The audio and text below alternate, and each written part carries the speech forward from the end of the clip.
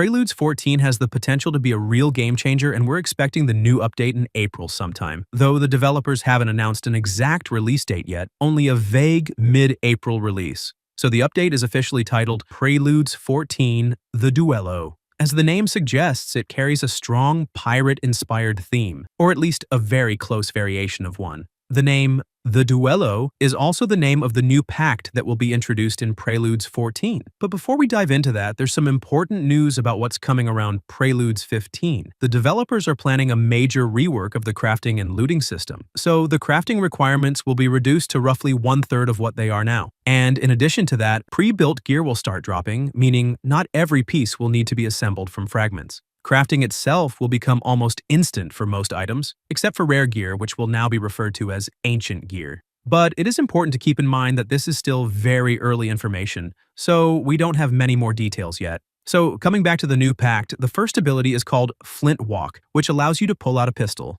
The second ability is Ravada, which provides a strong buff to all your team members. And finally, the third ability lets you enter a double strike state that makes you appear ghost-like. While active, it significantly improves your dodging, and enemies will mistakenly target your ghostly clone instead of you, which greatly increases your overall dodge effectiveness.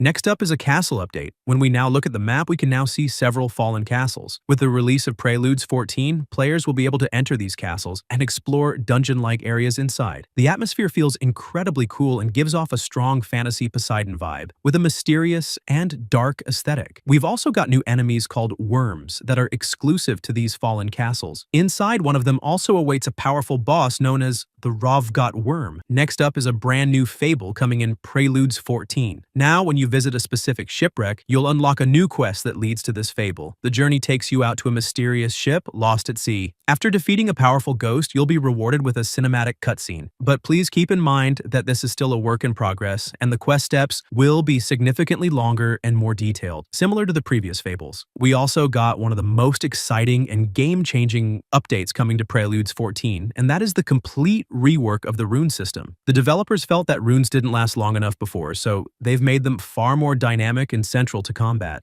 Now, heavy attacks will trigger your runes, which feels much more satisfying and impactful. When runes level up, you'll gain additional charges. Using a charged heavy attack will consume one of those charges. Each rune will behave differently. Some may only allow a single powerful shot, while others can be used multiple times. But again, as we going through all of this, keep in mind that this is still a work in progress.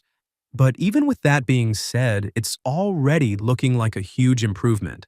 We also have a brand new siege. This siege feels significantly larger and more fleshed out than the other ones. It features multiple paths you can take to reach the final room, giving it a dungeon-like feeling, though not quite as deep or complex as a full dungeon. Additionally, there's a new enemy ability for the conductor boss. To break through its defenses, you'll need to destroy the links connecting it. Then the next final big update coming is that Orlick's role is also getting a major expansion. So this will be the first ancestor to receive a full progression system. It will actively guide you toward important objectives, acting almost like a fancy, in-game tutorial or achievement tracker. This should make it much easier to learn the game and keep things feeling clean and organized. We've also received a new enemy journal. This journal will clearly show what certain enemies drop and where to find specific materials. So think of it as essentially functioning as a much less confusing version of a codex. And finally, we are getting more weapons. First is a rapier, which honestly looks really good.